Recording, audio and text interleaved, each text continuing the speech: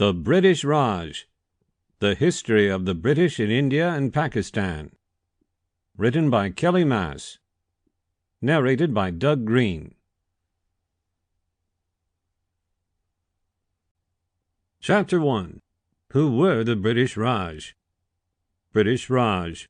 Period of direct British rule over the Indian subcontinent from 1858 till the independence of India and Pakistan in 1947. The Raj succeeded management of the subcontinent by the British East India Company, after public mistrust and discontentment with company management led to a mutiny of sepoy soldiers in 1857, triggering the British to reassess the structure of governance in India.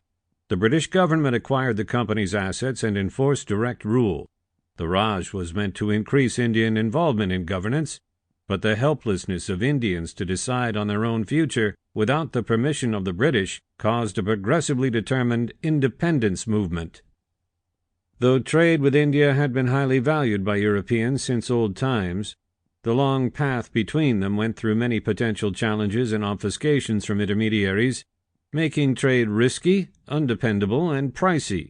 This was particularly true after the collapse of the Mongol Empire and the rise of the Ottoman Empire all but blocked the old Silk Roadway.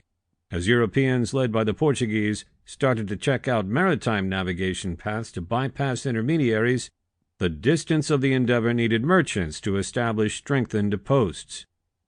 The British delegated this job to the East India Company, which had first developed itself in India by acquiring consent from regional authorities to own land, strengthen its holdings, and perform trade duty-free and equally helpful relationships.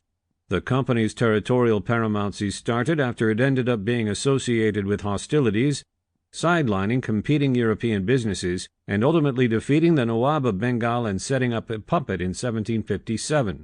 The company's power over Bengal was successfully combined in the 1770s when Warren Hastings brought the Nawab's administrative workplaces to Calcutta, now Kolkata, under his oversight.